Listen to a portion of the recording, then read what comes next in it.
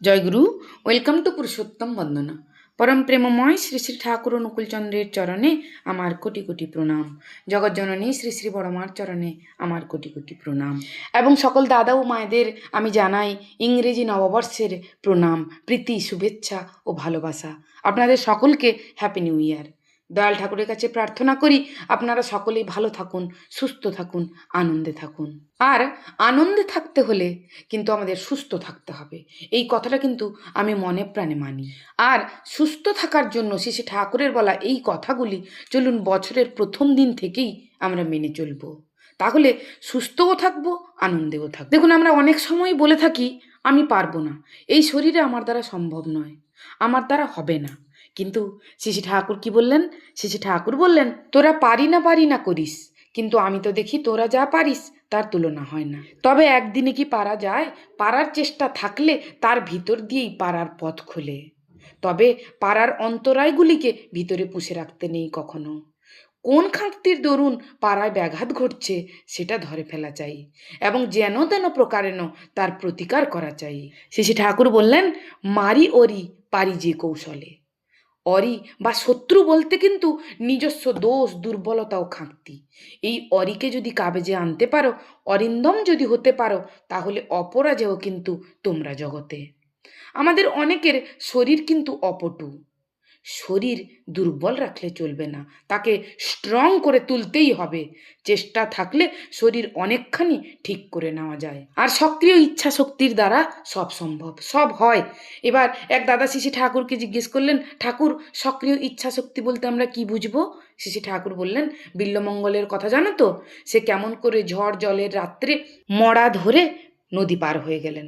বাড়ির দরজা বন্ধ, শেষটা গবাক্ষের কাছে সাপ ঝুলছে, সেই সাপের লেজ ধরে গবাক্ষ বেয়ে চিন্তামণির কাছে পৌঁছে গেলেন। এই অসম্ভবকে তিনি সম্ভব করলেন কি করে? এই অসম্ভবকে তিনি সম্ভব করতে পারলেন তার কারণ, ভালো হোক মন্দ হোক, চিন্তামণির প্রতি ছিল তার একটা একাগ্র সম্বেগ। আর এই সম্বেগে তার ইচ্ছাটা হয়ে উঠল অকাট্য। কোনো বাধাকে তিনি বাধা মানতেই নারাজ। ইষ্টের প্রতি ওই রকম নেশা হলে, অবাধ্য অনুরাগ হলে শরীর তখন আপনা থেকেই পথে আসে। তখন এমন একটা জীবনী প্রবাহ আবির্ভাব হয় যে চিমসে শরীরেও যেন হাজার হাতির বল দেখা যায়, অফুরন্ত শক্তির যোগান পায় সে। কিন্তু সবার তো এমনটি হয় না। তা না হলেও ইষ্ট ও ইষ্টকর্ম যার প্রিয়, সে ইষ্টার্থে তার শরীর ধীরে ধীরে সুস্থ ও সহনপটু করে তুলতে চেষ্টা করে।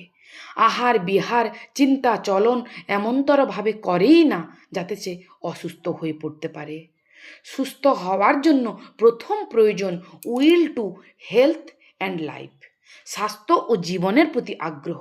উইল টু ইলনেস, অসুস্থতার প্রতি ইচ্ছা আদৌ যদি না থাকে তাহলে মানুষ অসুস্থ হয় কিনা সে বিষয়ে আমার সন্দেহ আছে। অসুস্থতার ইচ্ছা অনেকে পৈতৃক সূত্রে প্রাপ্ত হয়, তাদের মানসিক গঠনই হয় অমন্তর। তারা অল্পেতেই ভেঙে পড়ে, তাদের ইচ্ছা শক্তি হয় বড় দুর্বল, সাধারণতই তারা রুগ্ন হয়। এই মনোভাব অতিক্রম করাটা বড় কঠিন ব্যাপার।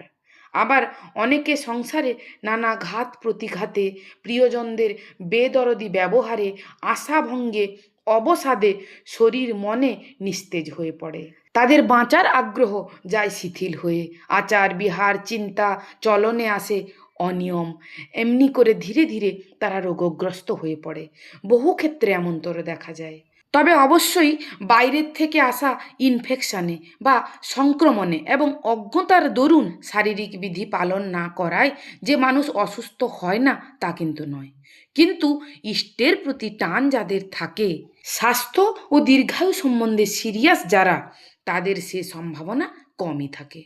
তবে শরীর রুগ্ন হলেও মানুষ যদি রোগমুক্ত হতে চায় আন্তরিকভাবে এবং তাই যদি করে চলে যাতে রোগমুক্ত হওয়া যায়, তাহলে অনেকখানি সুস্থ যে হয়ে উঠতে পারে সে বিষয়ে কোনো সন্দেহ নাই। শ্রী ঠাকুর আরও বললেন, খুঁতখুঁতে ভাব থাকলে তাতে শরীর আরও বেশি খারাপ করে, তাই শরীর সম্বন্ধে বেশি ভাববি না।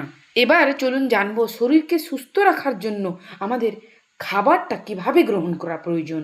শ্রী ঠাকুর বলতেন, সবসময় খিদে রেখে খাবি, ভরপেট কখনো খাবি না।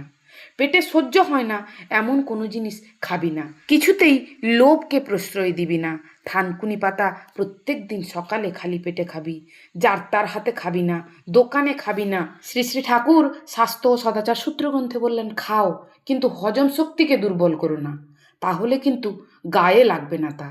খাদ্য যদি জীবনীয় না হয় তা কিন্তু সত্তার সর্বনাশ করে থাকে। শ্রী শ্রী ঠাকুরের বলা এই কথাগুলি যদি আমরা মেনে চলি, আমরা যদি যজন যাজন ইষ্টভৃতি পরায়ণ হয়ে চলি, প্রতিনিয়ত নাম করি, তাহলে আমরা কিন্তু জীবনে অনেক ভালো থাকবো, সুস্থ থাকবো, আনন্দে থাকবো। ভিডিওটাকে আর বেশি বড় করব না, আজ এই পর্যন্ত।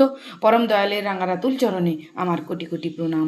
জগজ্জননী শ্রী শ্রী বড়মার চরণে আমার কোটি কোটি প্রণাম। পরম পূজ্যপাদ শ্রী শ্রী বড়দার চরণে আমার কোটি কোটি প্রণাম। শ্রী শ্রী আচার্য দেবের চরণে কোটি কোটি প্রণাম জানিয়ে আজকের ভিডিও আমি এখানেই শেষ করি। আপনারা সকলে ভালো থাকুন, সুস্থ থাকুন, আনন্দে থাকুন। জয় গুরু, বন্দে পুরুষোত্তমম।